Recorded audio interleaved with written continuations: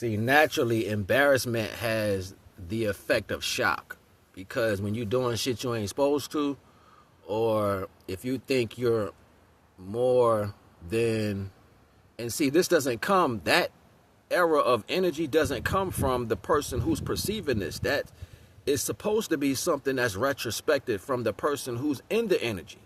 So the problem with intelligence within the notion of somebody wanting to humble you or somebody wanting you to be embarrassed about something, that's because they watched somebody be embarrassed, saw the effect on them. Now you think you carry that inside yourself, when in fact that essence of energy was laid by the divine for the person in the energy, not by the person who's witnessing it.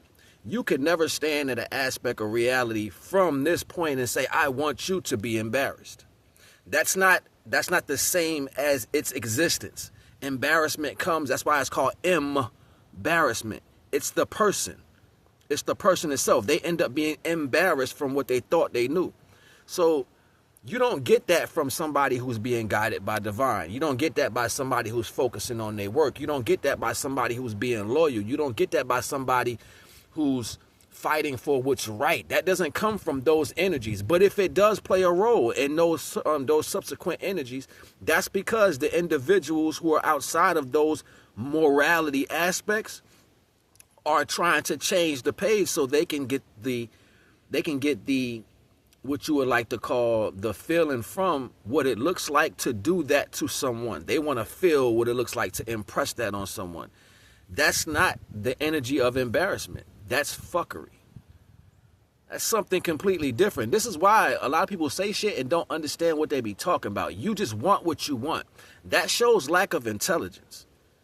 That shows lack of intelligence. A lot of people are not smart at all. They're just delinquents that grew up from school and never learned nothing in school, never had a concept of no reality, far from psychological anything. So when they speak on a value that's short a false term of reality only within their mind. These people are psychotic, but they're able to move through society amongst a bunch of other people who are failed mentally and be in some type of cognate environment to make it seem as if their mental rationality is sound.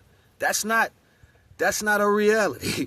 A lot of things only happen from certain standpoints.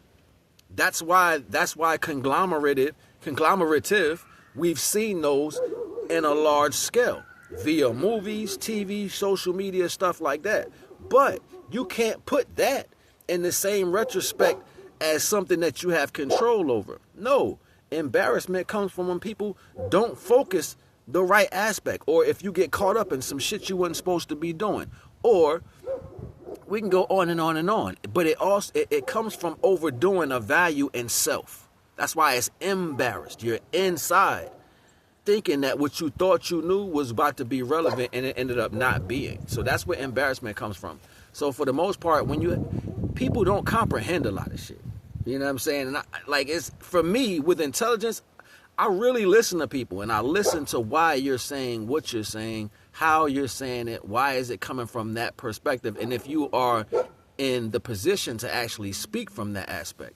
And certain latent regular terms that fall in conversational aspects within society, they don't come that way. Those things fall on the tongue of hate. Somebody who would say that to somebody else who knows that they're like that. So you would have a darker person within the group and somebody who might be afraid of them or whatever, or somebody that they can tell their personal antics to. They would say something like that to them. That's not something you say in a group. Like, you don't be like, well, I want them to be embarrassed. I want to humble them. No, that's something that a dark person would say to somebody who knows you're fucked up like that. You see what I'm saying? Like, shit like that comes off movies. Like, Mike and Josh are walking down the street. Josh knows Mike is a piece of shit for real, but they're neighbors. And their fathers went to the service together, so they're naturally cool. Mike sees Sarah, who is with Dan, right? Mike tells Josh, Dan's a dickhead. He can take Sarah from him, right? Which is a tone of hate. One day, he's going to get his, and I'm going to be there when she sees it, right? That's him wanting to humble Dan. Dan doesn't even know he has a problem with him. Him and Sarah together. But Mike tells this to Josh, right? One day he's going to get his, right? So Josh is like, you need to stop this. Just let it be. Nah, she'll look better with me, right? It's like that. That's how that is. But that energy of humbling someone or being in a contingency to see someone embarrassed is only in the space in between Mike and Josh at the current moment. That's the reality to that. So majority of the time when we speaking about certain things that people want to do and how they feel about things, why is it that the level of intelligence that everybody claim that they have, you can't look at that and say, you're speaking from a place of this. Instead, you'll engage in the conversation with the individual as if it's a sound, normal thing. Y'all make, shut up! Y'all make the realities of normal conversations fit in the same pretense as if negative thought patterns should be in those type of conversations. A normal person don't walk into a regular conversation with hatred on their mind. Everybody's on an equal playing field.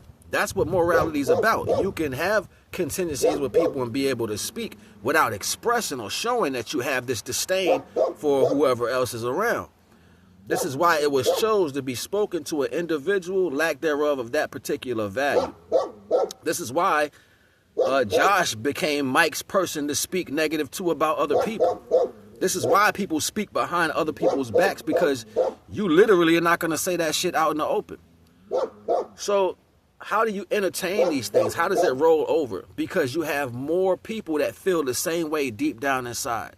So now the percentages change in between nations. So it's like half of the country might feel like haters and just don't never say nothing. But the other half doesn't know anything about that because they're too busy focusing on their own energy.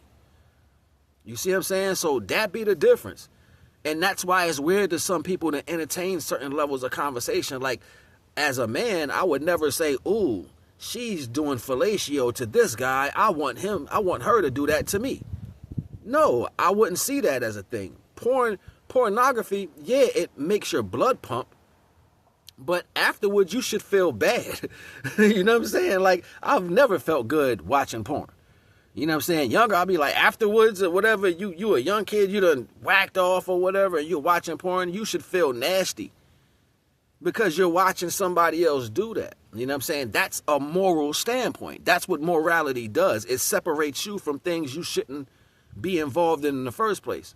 You see what I'm saying? So that's why kids would sneak to see sexual activities. You know what I'm saying? We would sneak to see it because we knew that was a private thing. That was privacy. You know what I'm saying? Something that person and his partner got going on. Or if she was nasty enough to be out in the open, even call girls back in the day before it was all nasty in the street as prostitutes and you walking around showing all your body, it was a call type. You made a call.